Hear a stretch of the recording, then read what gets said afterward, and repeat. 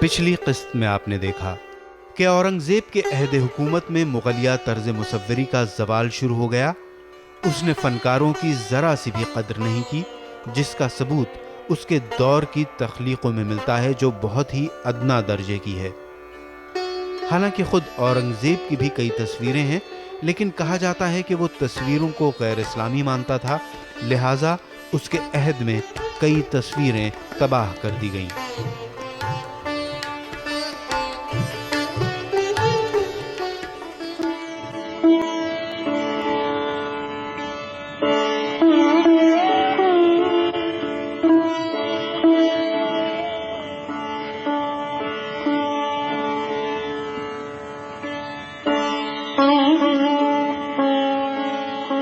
पंद्रहवीं सदी के निस्फ़-ए-सानी में शुमाली हिंद के दिल्ली से जौनपुर तक के इलाके में फ़न मुसव्वरी में नए और काबिल ज़िक्र इजाफे हुए।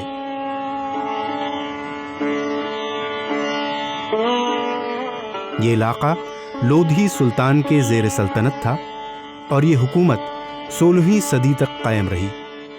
कदीम जैन मिनिएचर को तर्क किया जाने लगा जो नज़रों में बसे हुए थे, और उसकी जगह मासिर रस्म रिवाज और रोज़मर्रा ज़िंदगी के खाके लेने लगे। यहाँ तक के मतन को भी जगह दी जाने लगी।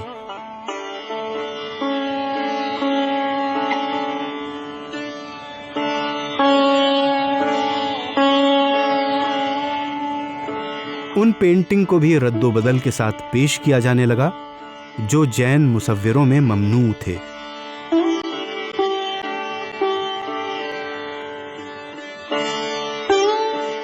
कुदरती मनाजिर की पेशकश आम होने लगी और उन अवामिल पर ज्यादा जोर डाला जाने लगा जिनके बीच से वो फन नमूदार होता था।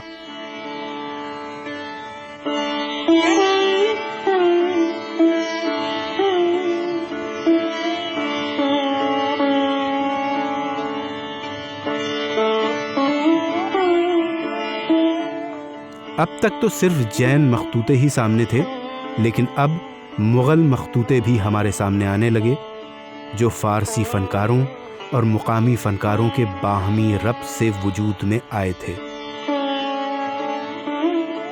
इस नई तर्ज मुसव्वरी में भी हिंदू गैर मजहबी मतन को शामिल किया जाने लगा जो फारसी मतन के साथ आई थी और मौजूदा गुजराती जैन मिनिएचर से बहुत मुख्तलिफ थी।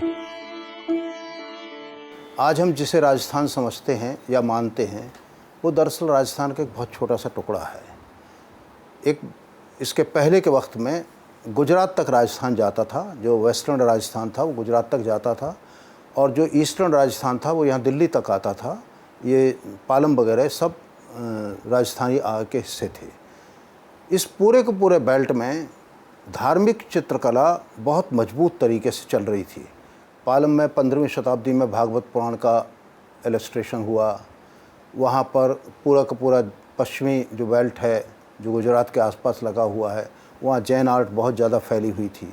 तो यहाँ पर आर्ट की परंपरा किसी न किसी रूप में पहले से बहुत ज़्यादा मजबूत थी।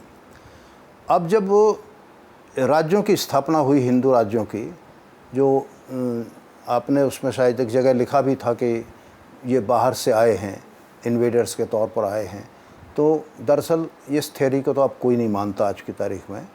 ज़्यादातर तो ये मानते हैं कि ये यहीं पर कुछ जातियां थीं जिन्होंने अपना एक कांग्रीगेशन किया और अपने आप को कुछ राजपूत जातियां घोषित कर दिया कि हम राजपूत हैं।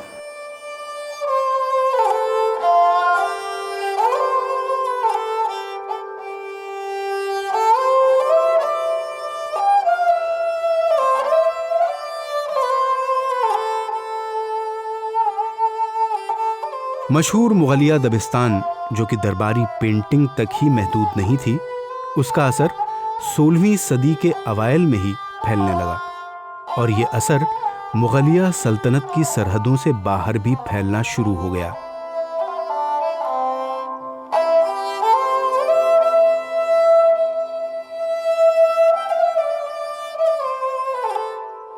वो पेंटर जो मुगल दरबार से निकल गए, उन्होंने राजस्थान में राजपूत सल्तनत में ही बूदोबाश इख्तियार कर लिया। मुग़लों की शाहाना और रूमानी तर्ज ज़िंदगी से मुतासिर होकर ये तस्वीरें इंतहाई जली खतूत और शोख रंगों की हमाहंगी के साथ काफ़ी एहतियात और लगन के साथ बनाई गईं।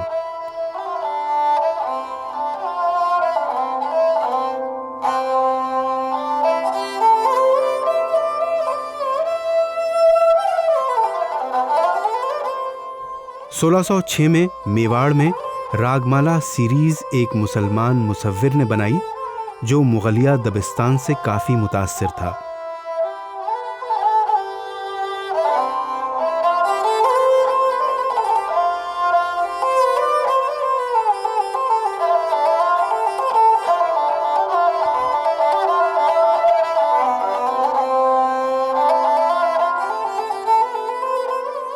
मेवाड़ की राजधानी चावंद में उसकी मौजूदगी से इस बात की निशानदेही होती है कि हिंदू और मुसलमान दोनों फनकार जिन्होंने उस वक्त मंजर आम पर आए इस नए तरीक़े मोरी को अपनाया था, जो मुलाजमत के लिए सरपरस्तों की तलाश में थे।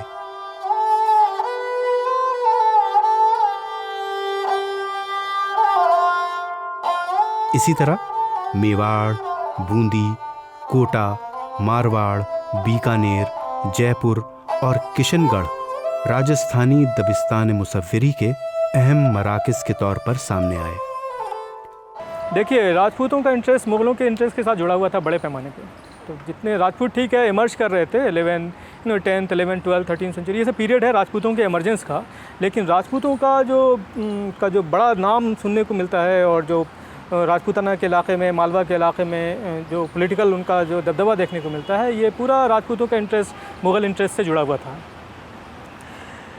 18th सेंचुरी के बाद, specially once the East India Company begins to incorporate just capture, appropriate those, we find that once the Mughal fortune dips, the Rajput fortune also dips.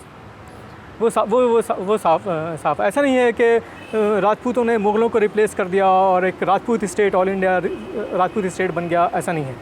जब ब्रिटिश आते हैं तो जिस तरह उन्होंने मुग़लों का सफाया किया, उस तरह से उन्होंने राजपूत का भी एक तरह, ठीक है, बाद में प्रिंसली स्टेट्स वगैरह सब बने रहे उनको, बट वो सब नॉमिनल उनकी थोड़ी सी ज़मींदारी है और वहाँ के वो राजा बने हुए हैं, बट बियॉन्ड अ पॉइंट उनके पास पॉलिटिकल पावर नहीं है, उनके पास एडमिनिस्ट्रेटिव पावर नहीं है। So Rajput fortunes were very very closely tied to Mughal fortunes.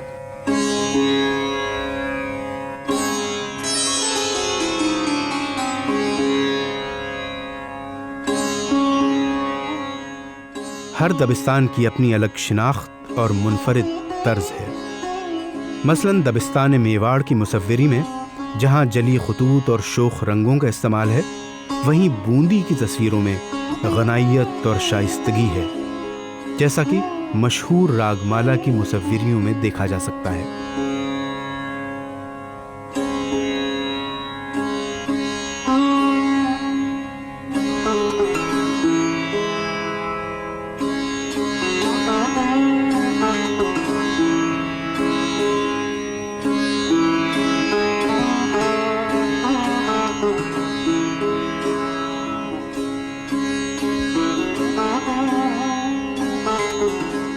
Bikaner की मुसव्विरी में रंगों की शाइस्तगी और गुदाजी पाई जाती है। वहीं किशनगढ़ की मुसव्विरी में उसके मुतवाज़ी ज़ेबाइश मौजूद है। इन मुसव्विरियों में जिन मौज़ूआत को समोया गया है, उनमें दरबारी मनाजिर, बागात, जंगलात, महल, पहाड़ियाँ और घाटियाँ, रेगिस्तान, भगवान कृष्ण की सवानें, मोहब्बत के मनाजिर, शिकार के मनाजिर और जानवरों की लड़ाई वगैरह हैं। जिन मौज़ूआत को समोया गया है और रंगों का इस्तेमाल किया गया है, उससे ये तस्वीरें खुद ब खुद मुख्तलिफ दबिस्तान मुसव्विरी की वजाहत करती हैं।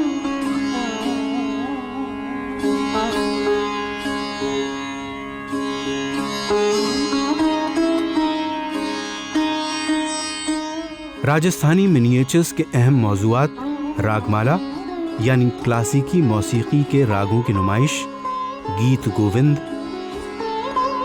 रामायण और भगवत पुराण हैं।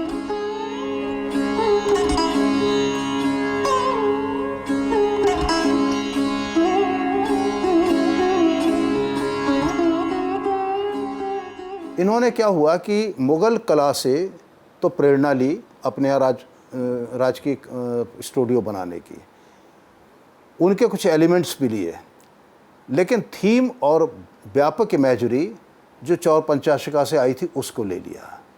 तो उनकी एक आर्ट बिल्कुल अलग हो गई, हिंदू आर्ट हो गई। उनके सब्जेक्ट भी शुरुआती दौर में ज़्यादातर धार्मिक थे, धार्मिक आख्यान थे, मिथ्स थे, लेजेंड्स थे, करेक्टर्स थे, तो वही धार्मिक करेक्टर्स थे, उन्हीं को लेकर के चले।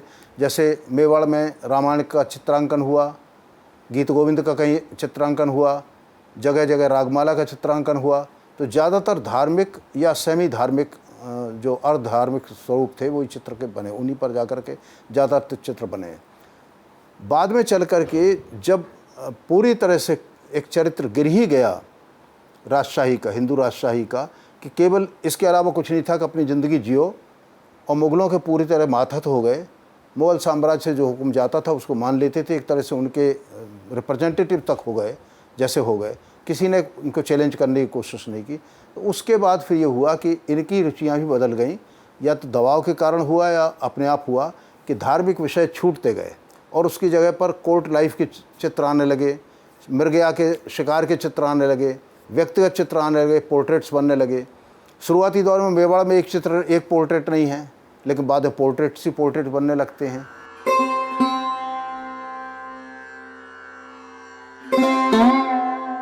किशनगढ़ स्कूल 18वीं सदी में नमूदार हुआ और अपने इनफरादी और मजहबी रंग की वजह से ये वाज़े तौर पर मुख्तलिफ नजर आता है। नुकीली नाक और ठुड्डियाँ, गहरी मनहनी आंखें, जुल्फों के पेचो खम के साथ मर्दों और औरतों की दिलावेज तस्वीरें इस मुसव्विरी की खुसूसियतें हैं।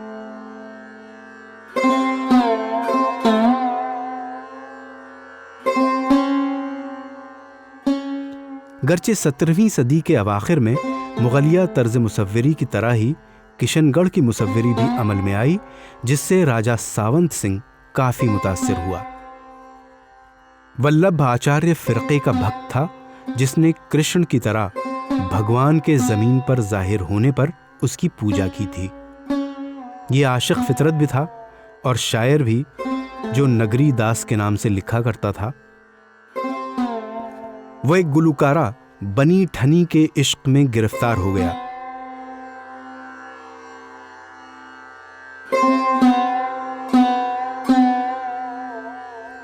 ये माहिर फनकार निहाल चंद अपनी मुसव्विरी में रूमानी और मजहबी जज्बात की तर्जुमानी के लिए जाने जाते हैं। आपने कभी कभी देखा हो कि जब आँखों का डिस्क्रिप्शन होता है तो बनी ठनी की आँख को दिखाया जाता है। बहुत लंबी सी एलोंगेटेड आईज जो है बनी ठनी जो थी, बनी ठनी का मतलब है वेरी वेल ड्रेस्ड लेडी। वो राजा सावंत सिंह जो किशनगढ़ के थे, उनकी स्टेप मदर ने एक बड़ी 15-16 साल की यंग लड़की दिल्ली से आई थी, उनको एज ए उनकी सेवा के लिए दी थी, अपने सन के लिए। मगर वो जो लेडी थी वो उसको सावंत सिंह से इतना प्रेम था और सावंत सिंह को उससे इतना प्रेम था कि उसने फिर किसी और की चाकरी नहीं की, वो फिर सावंत सिंह के प्रेम में ही रही। बाद में जब सावंत सिंह अपने स्टेट छोड़ के वृंदावन में आ गए, वो नागरी दास के नाम से कविता लिखते थे और कृष्ण के ज़बरदस्त भक्त थे और वो भी उनकी भक्तन थी, तो वो भी उनके साथ वृंदावन में आके रही।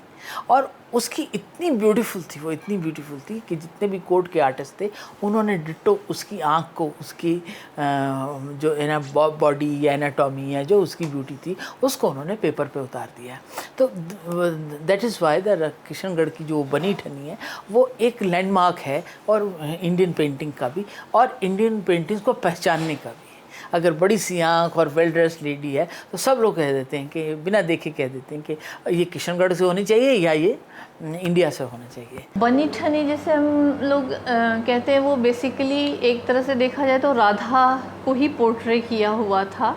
और ये निहाल चंद जो किशनगढ़ का एक काफ़ी मतलब 18वीं शताब्दी के मध्य में वो किशनगढ़ में उसने काफ़ी काम जो था अच्छे किए थे। और ये जो है इसमें बेसिकली जो जिस तरह से राजस्थानी स्पेशली विमेन का महिलाओं को पोर्ट्रे किया है, द होल प्रोफाइल, जो आर्च जिसको कहते हैं कि भौहें और आँखों का जो ट्रीटमेंट है, लंबे लंबे नाक है, बालों का, वो सारा कुछ बहुत ही जो हमारे शास्त्रों में ऑलरेडी नायिका की जो छवि थी उसको उसमें पूरी तरह से उसने उतारा है राधा के बनी ठनी के रूप में।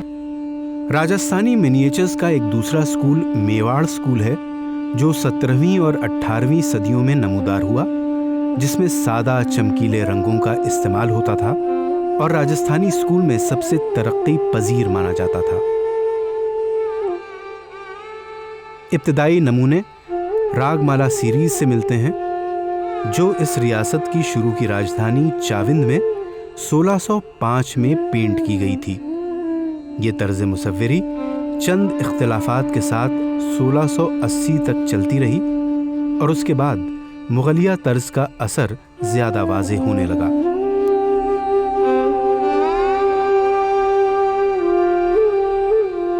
मेवाड़ स्कूल 18वीं और 19वीं सदी तक जारी रहा और उसके नताइज भी नफा बख्श रहे। इन तस्वीरों में हुक्मरानों की जिंदगी की अक्कासी का खूब इजाफा होता रहा, साथ ही मजहबी मौज़ूआत भी पेश किए जाते। मेवाड़ स्कूल के बेसिकली हमें एक तो चौर पंचाशिका का सेट मिलता है और ये जो है इसके अलावा एक रागमाला सीरीज़ भी मिलती है।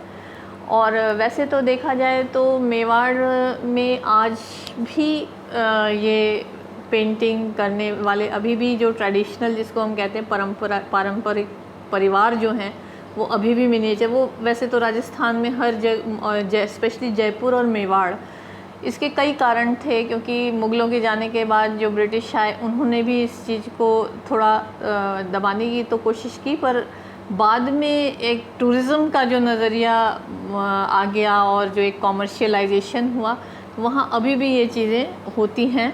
और स्पेशली पिछवई मेवाड़ में जो नाथद्वारा की है वो काफ़ी वो ऑफ कोर्स मिनिएचर नहीं है, वो उसको बहुत बड़े उसमें कॉमर्शियल वे में और बड़े बड़े कपड़े पे या उस पे किया जाता है।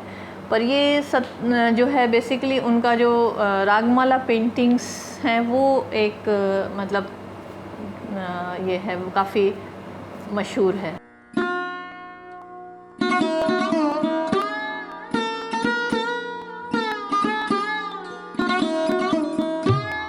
बूंदी स्कूल मिनिएचर पेंटिंग का दूसरा बहुत अहम मरकज़ था जो 17वीं सदी से 19वीं सदी तक बूंदी की रियासत में था।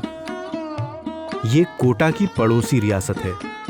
1625 के पहले की तस्वीरों में, खासतौर से मर्द और औरतों की तस्वीरों में राजस्थानी खुसूसियात नजर आती हैं।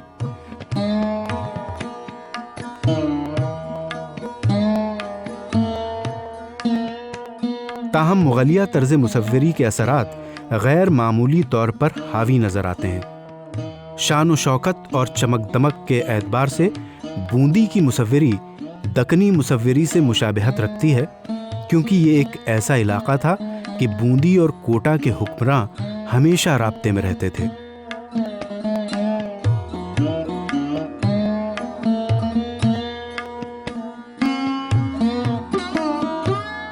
ये स्कूल 18वीं सदी के निस्फ़ अव्वल में अपने उरूज पर था और 19वीं सदी तक इसी तरह फलता फूलता रहा और उसकी ताबानी राम सिंह दोयम की हुकूमत तक बरकरार रही।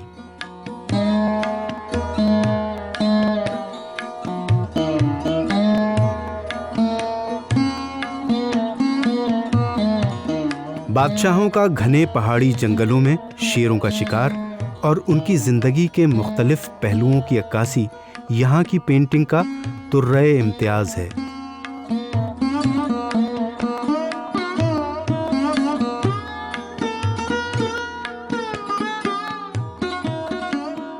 अब जैसे कि साहिबदीन ने एक बोर बनाया कि उसमें उसने राधा और कृष्ण को दिखाया, फूल पत्तियाँ हरी पत्तियाँ लगा के चारों तरफ बड़ा सजा के, उसको बूंदी आर्टिस्ट ने कॉपी किया। और बूंदी आर्टिस्ट ने क्या किया, उसको थोड़ा और इलेबोरेट करके उसमें माला वाला और लटका दी। ग्रीन में ग्रीन का यूज़ बूंदी की एक ख़ास बात है कि डिफरेंट वैरायटी ऑफ ग्रीन, जब वो पूरा जंगल बनाते हैं या कोई बोर बनाते हैं या कुंज बनाते हैं, जिसको the right word is the kunj, कुंज जहाँ राधा कृष्णा की लीला होती है, तो वो कुंज को में इतने ग्रीन बर्ड्स भी बना देते हैं, इतने ग्रीन है, लाइट ग्रीन भी है, डार्क ग्रीन भी है और बिल्कुल डार्क ग्रीन, मतलब ग्रीन का जो है प्ले किया उन्होंने ग्रीन के साथ, ये बूंदी आर्ट का एक बड़ी ख़ास क्वालिटी है। करीब 16वीं शताब्दी के आखिर से ही हम वहाँ देखते हैं कि काफ़ी कुछ काम हुआ है, जिसको, क्योंकि बूंदी एक तरह से देखा जाए तो थोड़ा अर्लियर फेज़ है और कोटा उसी का लेटर सेंटर जो है वो, वहाँ कई आर्टिस्ट वहाँ भी इंटरनली भी शिफ्ट हुए थे और ये सारी चीज़ें तब पनपती रहीं जबकि ऑलरेडी मुग़ल कोर्ट में भी सारा काम चल रहा था मिनिएचर पेंटिंग्स का। तो ऐसा लगता है कि जैसे अपने उस पे जाते थे जिसको कि युद्ध वगैरह पर, तो साथ में ये पेंटर्स भी ले जाते थे मुग़ल किंग्स। और इसके सबसे अच्छे एग्जांपल्स जो मुग़ल मिनिएचर में बहुत सारे देखने को मिलते हैं, जहाँ युद्ध के अकबर को दिखाया गया है कि वो चाहे वो फतेहपुर इसका क्या बोलते हैं अलाउद्दीन चिश्ती की दरगाह का सीन है या और भी बहुत, तो ये जब भी जाते थे, मूव करते थे राजस्थान में या फिर उत्तरी भारत के और जगहों पे, तो इनके साथ में चित्रकार जाते थे और वो वहाँ पर पेंटिंग किया।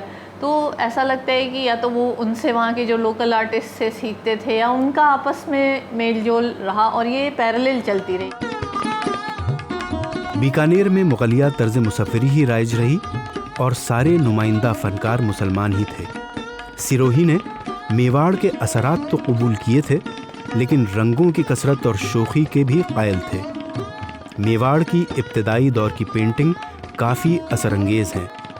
वहाँ 1624 ईस्वी में रागमाला की अहम पेंटिंग होती है, जो बाद में निस्वानियत की जानिब मायल हो गई, लेकिन ये मुसव्वरी के हकीकी फ़न से कम ही आशना नज़र आती है, बल्कि कहीं कहीं तो बिल्कुल ही ना आशना है।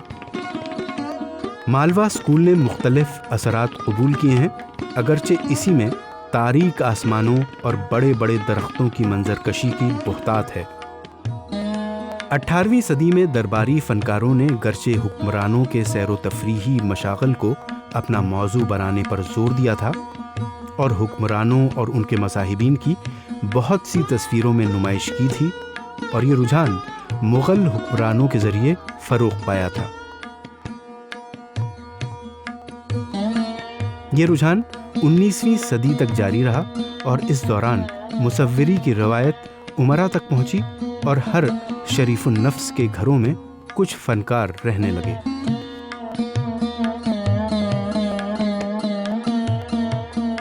आज ये मिनिएचर कारखानों से बन बन कर निकलते हैं, जिनका मकसद सयाहों को बेचना होता है। हालांकि आज जब लियाकत की भरमार है, अच्छे फनकारों को अपनी कद्र का यकीन भी नज़र आता है।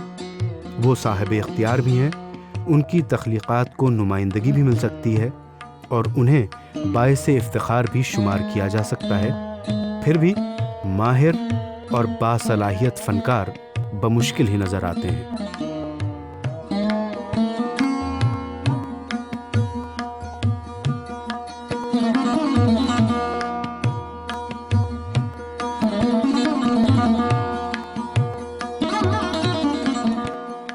ज़्यादा तख्लीक़ात इब्तदाई पेंटिंग की शक्ल में हैं और असल तख्लीक़ात बमुश्किल ही नज़र आती हैं।